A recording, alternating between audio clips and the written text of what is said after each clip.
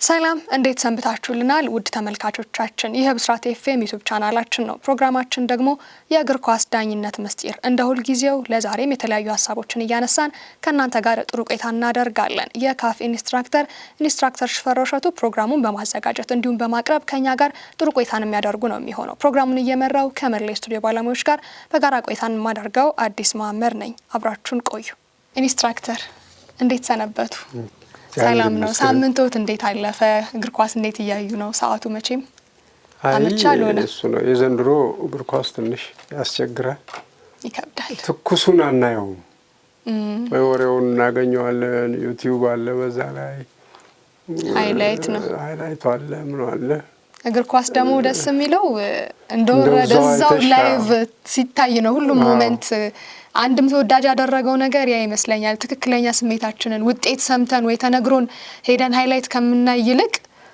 እንደዛው ላይቭውን አይተነው ከዛ ከሁሉም ከስሜቶቹን እዛው ራሳችን አብረን ስናስተናግደው የተለየ ነገር ይሰጣል አንድም ውበቱ እሱ ይመስለኛል ልክ ነው እኮ እንደሱ ካልሆነማ ምንም ጥፍጥናውን አልታቂውም ጨዋታውን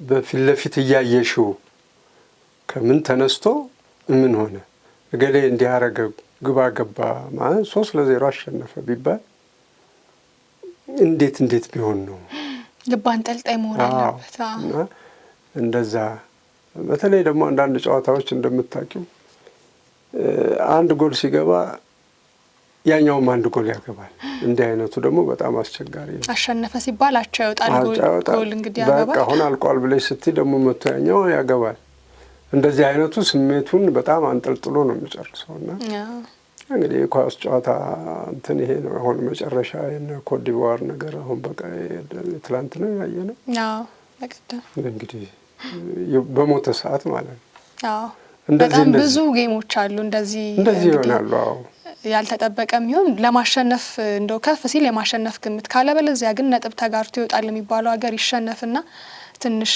በርካቶችን የሚያሳዝን አጋጣሚ ይፈጠራልና አንዱ ደግሞ እንዳሉት ነው ባሳለፍነው በዚሁ ባለም ዋንጫ ላይ ከተመለከትናቸው ጨዋታዎች መካከል አፍሪካዊቷ ተወካይ ኮትዲቯር ከጀርመን ያደረገችው ጨዋታ እንደው ቢያንሳቸው ይገባት ነበር ለጥረቷና ላደረገችው ነገር ግን ደግሞ እግር ኳስ ነው በጭማሪ ሰዓት ሳይቀር ግብ እየተቆጠረ ይሄን ነገር ያስመለክተናል እንደውም አዲስ ምን አለኝ አንዱ ደውሎ እናንተ ዳኞች የምትሰሩት ስራ እንዴ ምን ነው አልኩት አሁን ኮትዲቯር እንዲሸነፍ እንደው ምን አልቋል ጨዋታው እንዴት እንደዛ ያነጥብ እኮ ለሱ ይጠቅመዋል ይሄንን እሱ ዳኛው እኮ ይጠቅመዋል አይጠቅመውም አይደለም ሰዓት ይዟል ያ ሰዓት ጭንቅላቱ ላይ ሲሆን ፍሽካውን ይነፋል ያ ሰዓት ደግሞ ጭንቅላቱ ላይ ያልሆነበት ምክንያት የባከነ ነው ብሎ ካለ የባከነን በይፋ ያሳውቃል ያ የባከነ ሰዓትም ላይም ደግሞ ሌላም ይባክም ሊኖር ይችላል ያንን ለህዝብ ላይ ያሳይ ይችላል ዳኛው ነው የሚይዘው 2 ደቂቃ 5 ደቂቃ ጨመርኩ ይልና ዳኛ ግን በ5 ደቂቃ ውስጥ ሁለቱ ደቂቃ ደግሞ የባከነ ሊቋረጥ ይችላል ጉዳት ሊስተናገድ ይችላል ጸብ ሊፈጠር ይችላል ያልተጫወቱበት ይኖራል ከ5 ደቂቃ ውስጥ 5 ያልቅና ያቺ ግን ያልተጫወቱበት 2 ደቂቃ እንዲጫወቱበት ይደረጋል ያን ጊዜ አዲስ የተጨመረ ይመስላል ለሰው በርካቶችን ግር የሚያሰኘው እዚህ ጋር ይመስለኛል 7 ደቂቃ ወይም 5 ደቂቃ ተጨምሮ ለአጠቃላይ ለባከነው ለ45 ደቂቃ ነገር ግን 95ኛው ወይም 97ኛው ደቂቃ ላይ ዳኛው ፊሽካውን እንዲነፋ ስንጠብቅ ጨዋታው 100 ደቂቃ ሊሆን ይችላልና ይሄ ደግሞ መሀል ላይ ያለ ይሄ ምንም ማድረግ አይቻልም የዳኛ የሰዓት ጉዳይ ምንም ሌላ አማራጭ የለውም ደሞም ህጉ የሰዓት ጉዳይ የዳኛ ነው ኦፍ ኮርስ ማንኛውም ውሳኔ የዳኛው የመጨረሻ ነው የሚለው ህጉ አምስተኛው ህግም ቢሆን ግን የዚህ የሰዓት ጉዳይ ሰዓትን ከዳኛው ዋና ተግባሮች መካከል አንዱ ሰዓት ነው ሰዓትን መቆጣጠር ነው በቃ ይሄ ማለት የሱ ኃላፊነት ነው ማንም ሊሆን አይችልም ቫርም ሊሆን አይችልም ስለዚህ እንግዲህ በዚህ አይነት የተጠናቀቀው የኮትዲቯር ጨዋታ እንግዲህ ባለው በሌሎቹ ላይ ይጠንክሩና ደግሞ ከዚህም በኋላ ብዙ ታምር የምናይባቸው ጨዋታዎች እንደሚኖሩ ተስፋ እናደርጋለን ኢንስትራክተር ወደ ዋናው መሰናዷችን እንግባና እንግዲህ አልተውናቸውም ወይም ደግሞ አልለቀቅናቸውም እነዚህን የተሻሻሉ ህጎች ጉዳይ። ነገር ግን ዛሬ ደግሞ ራሱ አይኤፍኤቢ የሚያወጣቸው የሚያሻሽላቸው በበላይነት እሱ ስለሆነ ህግ አውጪው አካል የሚያሻሽለውም ዘንድሮ ባልተለመደ መልኩ ምናልባት ያርሙኛል ለ2 ጊዜ ህጎች አውጥቷል ወይም ደግሞ ማሻሻያን አድርጓል በተከታታይ ወራት ማለት ነው። አንደኛው በማርች 31 ላይ እንደ ፈረንጆቹ አቆጣጠር የተሻሻለ ወይም የወጣ ህግ ነበረ በአይኤፍኤቢ አማካኝነት። ታዲያ መልሶ ደግሞ በአንድ ወር ጊዜ ውስጥ በኤፕሪል 28 ላይ ሌላ የተሻሻሉ ህጎችም ወይም ደግሞ በሚያወጣው መልኩ ህጎችን እንዲሁ አስመልክቶናልና የመጀመሪያው ጥያቄ የሚሆነው ለምን በተከታታይ ማድረግ ተፈለገ? አንዴ ህግ ከተሻሻለ አንዴ ያ ህግ ተሻሽሎ መጨረሻ ላይ ይፋ መደረግ አልተፈለገም? ሁለተኛ ደግሞ የተሻሻሉት የትኞቹ ህጎች ናቸው? ለምንስ 2 ጊዜ እንዲወጣባቸው ተደረገ የሚሉት ናቸው። ነገር ግን ያው ቀደም ብለን እኛም አንዳንድ ነገሮችን አውርተናል። በጣም በጥልቀት ነው የሚሰራበት። ሁሉም ነገር ትኩረት ተሰጥቶበት ነው እንደዚህ ቀደሙ እንደምንለው። አንደኛው ጉዳይ አፍን ሸፍኖ ስለማውራት፣ ሁለተኛው ደግሞ ዝም ብሎ ሳያስፈቅዱ ሜዳን ለቆ ስለመውጣት የተመለከትናቸው ነገሮች አሉ። ግን እነዚህም በስፋት እንመልከታቸው። ለምን 2 ጊዜ ህጎቹ ሊሻሻሉ ተፈለጉ? እነዚህ ህጎች ደግሞ እንዴት ተሻሻሉ? ምንስ ያስመለክቱናል የሚለውን እኔ እንግዲህ ይሄ ህግ መጀመሪያ ማርች 31 ላይ የወጣው እንደ ማንኛውም ከብዙዎቹ ተጠራቅመው አጥኚዎቹ በተለያየ ሁኔታ ያሉት በዛው ህግ አውጪው ውስጥ ያሉት ባቀረቧቸው መሰረት ሌትሊ ደግሞ ተጠንተው ያላለቀላቸው ያልተቋጩ በዚህ በአሁኑ የዓለም ዋንጫ ላይ እንጀምራቸው ወይስ ወደሚቀጥለው እናሳልፍ የሚልም ደግሞ የራሳቸው የሆነ ምክክር ሲያደርጉበት ከቆዩ በኋላ ነው በዚሁ ላይ ይስራ ተብሎ ታምኖበት ነው እንደገና ይሄ ህግ እንዲወጣ ማለት በተከታታይነት ይወጣ።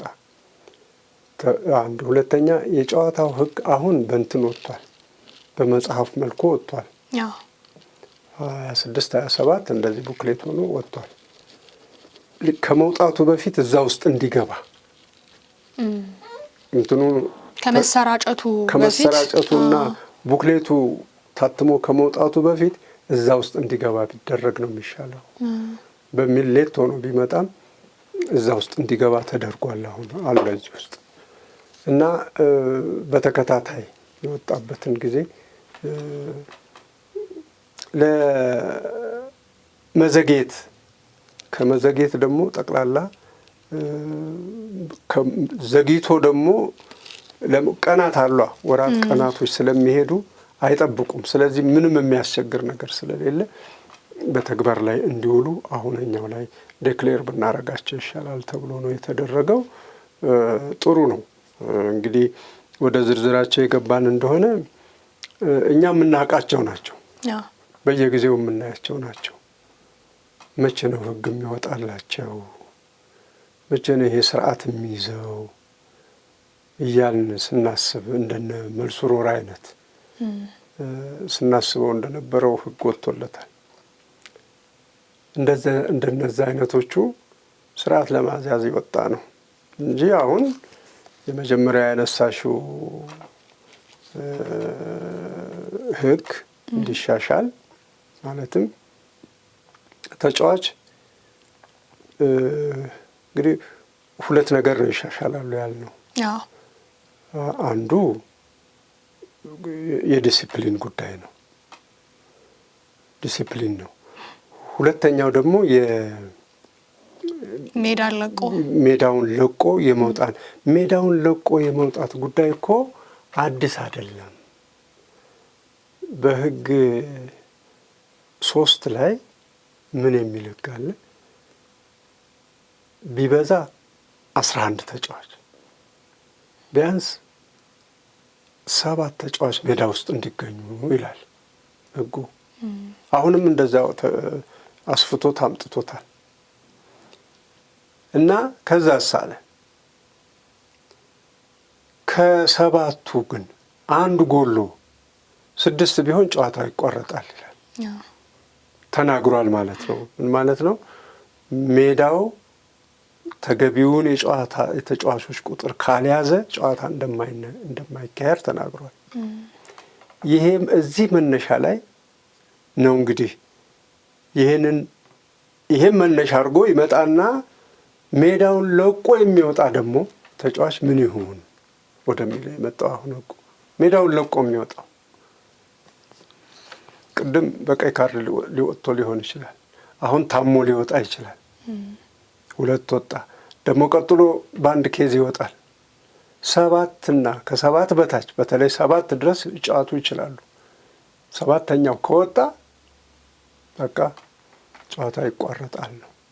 ይህም መንፈስ እንዳለ ትይዥና ጨዋታውን ሜዳ ለቆስ የሚወጣ ውጣ ያልተባለ በራሱ ተነሳሽነት ጠልጥሎ የሚወጣ እሱ ላይ ደግሞ 12ኛው ህግ ላይ ህግ አለ። የጨዋታውን ሜዳ ዳኛውን ሳያስፈቅድ ለቆ መውጣት ቢጫ ካርድ ነው ይላል። ከባድ እኮ ቅጣት ነው አይደል? አዎ ሜዳውን ለቀሽ ከወጣሽ ቢጫ ካርድ ነው። አንድ ተጫዋች አይደለም 2ኛም ወጣ እሱንም ቢጫ ካርድ ልትሰጪው ነው። 3ኛም ወጣ እሱንም ልትሰጪው ነው። ህጉ ስለሚል ነው። ዝም ብለሽ ቁጭ ብለሽ ብቻ አንቺ ካየሽ ታረጊ ነው። ይሄ እንደተጣበቀ ሆነና ምን ሆነ? መልኩን ለወጠ። ይሄ እንዴት ለወጠ? ተጫዋቾቹ በአድማ መልክ የሆኑና የዳኛውን ውሳኔ ዋናው ምንድነው? ከዳኛው ውሳኔ ጋር አገናኙት። አሁን እርስ በርስ ባለመስማማት ኮቹ ስላበሸቃቸው እዚህ ያለው አንበላቸው ስላበሸቃቸው ሳይሆን በዳኛው ውሳኔ ምክንያት ዳኛውን ውሳኔ በመቃወም ምክንያት ውጣ በቃ ተውለት በቃ እንደውም እንውጣ ማለት ይጀመራል። ደግሞ ይሄ ወደ ታችኛው ዲቪዚዮን ያለ ነው። ይሄ እናውቀዋለን፣ አልፈንበታል።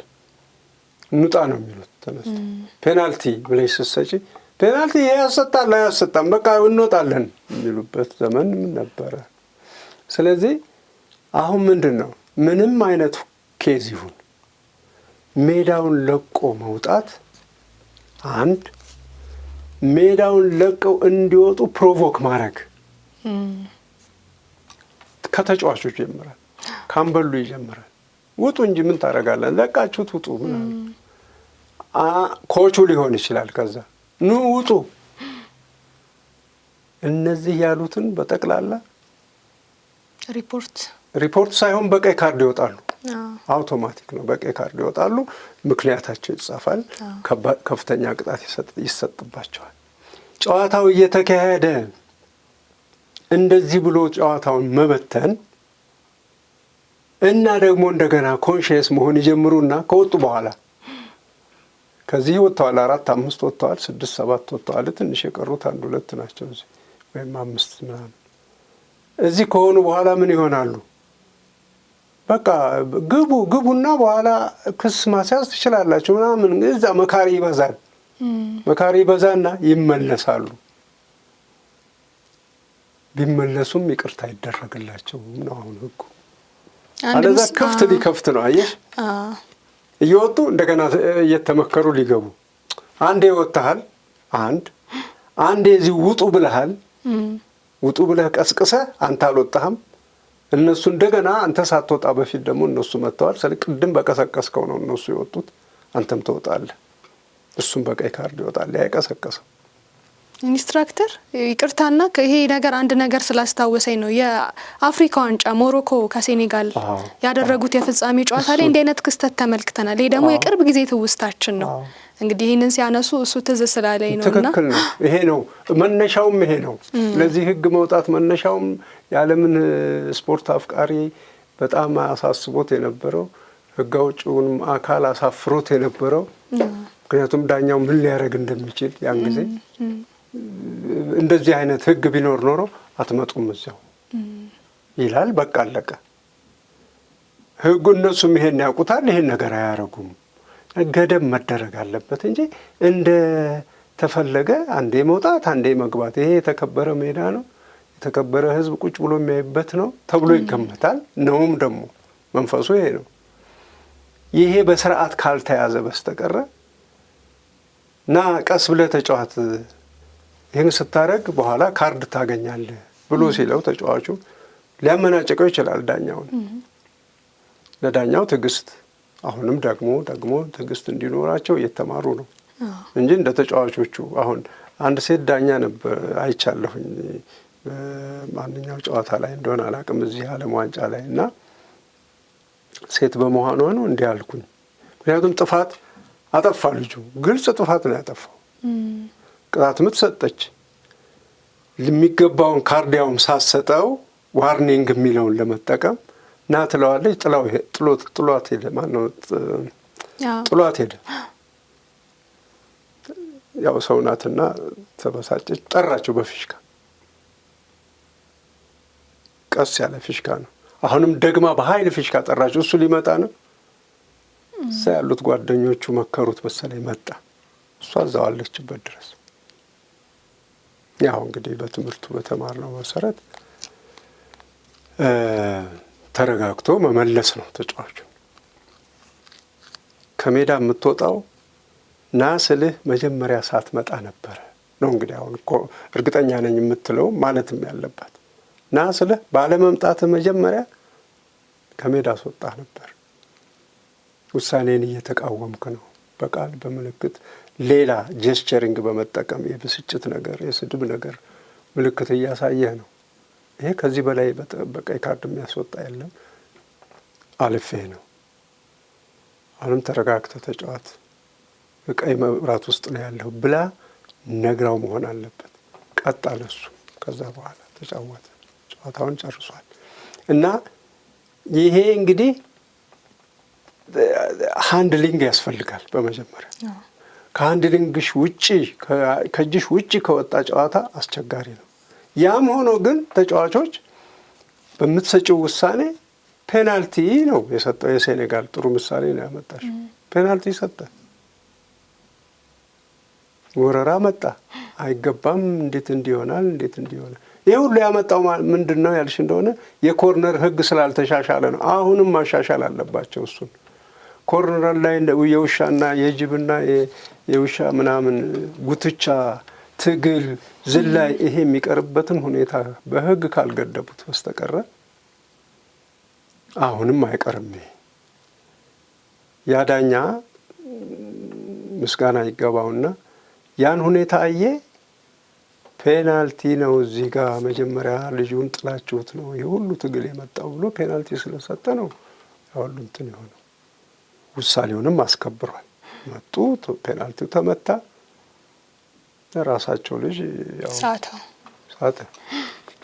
ስለዚህ ምንድነው ጨዋታ የሚካሄደው በዲሲፕሊን የዳኛውን ውሳኔ በማክበር ነው። የዳኛውን ውሳኔ የማይከበርበት ጨዋታ ሊሆን አይችልም። በዚህ ላይ ሜዳውን ለቆ መውጣት በራሱ ለቆ እንዲወጣ ማባበልና ሌሎችም መቀስቀስ፣ ማነሳሳቱም ቀይ ካርድ ነው። ተነሳስቶም ከሜዳ መውጣቱ ቀይ ካርድ ነው። የቡድን መሪም በዩ፣ ተጫዋችም በዩ፣ ኮችም በዩ ፈለገ ይሁን ይሄን አሻሽሎ ነው ያመጣው። ያሁኑ የ2026 ትንሽ ጠንከር ያለ ሕግ ይመስላል። በጣም ጥሩ ነው። ካሁን በኋላ ሜዳ እየለቀቁ ወይም ማስፈራሪያ አይሆንም። በቃ ለቃችሁ ውጡ፣ ለቀን እንውጣ የሚባል ነገር ተጎጁ ራሳቸው ስለሚሆኑ ራሳቸው ናቸው። ታዲያ ለዚህ ምንድነው የሚለው ሕጉ ፕራይም ብሉ ላይ እዛ እንደ ኢንትሮዳክሽን መግቢያው ላይ ይሄ ጨዋታ ሜዳን ለቆ እንዲወጣ ማለት የስፖርቱን መንፈስ ያለ መረዳት ነው። አንድ የቡድን መሪ ወይም አንድ ክለብ ይላል አንድ ቲም ወደ ሜዳ ተጫዋቾቹን ሲያስገባ ኃላፊነት አለበት የሚመጣውን ነገር ለመቀበል። መሸነፍ ቢኖረው መሸነፍን ለመቀበል፣ እኩል ለእኩል ከሆነ እኩል ለእኩል፣ አሸነፍም ከሆነ በጸጋ ይዞ ለመውጣት። ሌላም በሜዳ ውስጥ ተጫዋች ሊጎዳ ይችላል፣ ሊሞት ይችላል፣ በራሱ በተፈጥሮም ይሁን በሚመጣው አደጋ። ሌላም የሕዝብ አለመግባባት ተፈጥሮ በተጫዋቾች ላይ አደጋ ሊደርስ ይችላል። እንደነዚህ የመሳሰሉትን ሊቀበልና ሃንድል ሊያደርግ ብሎ ነው የሚገባው አንድ ቲም እንጂ ከዚህ ውስጥ ይሄን አልፈልገውም ብሎ ሊገባ አይችልም ይላል እዛ መግቢያው ላይ ለዚህ ህግ የወጣው እንትን ላይ ማሻሻያ ላይ። ስለዚህ ሁሉንም አቅፎ የሚመጣውን ነገር ለመቀበል እንጂ እየመረጠ ለመቀበል ስላልሆነ የጨዋታውን ውበት ለማበላሸት የሚደረግ ስርዓት አልበኝነት እዚህ ውስጥ ሊፈጠር አይገባም ብለው በዚህ ነው ይሄን ነገር የፈጠሩት። ጥሩ ኢንስትራክተር በስፋት ተመለከት ነው ደግሞ እንደተባለው ጠንካራ ህግም ነው። በቀጣይ ደግሞ በደንብ እናየዋለን እንመለከተዋለን። አንድ መግቢያችን ላይ ስላነሳ ነው እሱን ባጭሩ ግልጽ እናርግና ፕሮግራማችንን እንቋጭ። አፍን ሸፍኖ ስለማውራትም ብለን ነበረ ከዚህ ቀደም። አንዳንድ ጊዜ አፍን ሸፍኖ ማውራት ያው የሚያወጡትን ቃል ሌሎች እንዳይሰሙባቸው ነው ይባላል። ብዙ መላምቶች ይሰጣሉ። ነገር ግን አንዳንድ ጊዜ ደግሞ ለማጥቃትም የሚጠቀሙበት ነው አይደል? ተጫዋቾች እርስ በርስ ያለመግባባት ሲፈጠር አንድ ተጫዋች አንድን ተጫዋች ሌላ ነገር ለስድብም ሁሉ ሊጠቀምበት ይችላል። ያ ደግሞ ወደ ዳኛው እንዳይሄድ ወይ ደግሞ የሚናገረው የአፍ እንቅስቃሴው ታይቶ ሌላ ነገር እንዳይጠብቀው በሚል ነበር። ነገር ግን ይሄ ደግሞ ሌላ ነገር ይዞ ይመጣልና አፍን ሸፍኖ ስለማውራት አዲስ የተሻሻለው ህግ ምን ይለናል የሚለውን ግልጽ እናድርግ። ኦኬ። ይሄ ደግሞ እንደምታውቂው የዚህ መሰል ህግ እንደ ህግ ሆኖ መውጣት ለምን አስፈለገው ወደሚለው ወደ ኋላ መለስ ብሎ ማየት ነው። ተጫዋቾች ይጫወታሉ። በተለይ አፍሪካ የሚመጡት ወይም ደግሞ በተፈጥሯቸው ነጭ ያልሆኑት በሚጫወቱበት ጊዜ የዘረኝነት ጥቃት አለ። ሬሲዝም ይሄ ዘረኝነቱ አለ።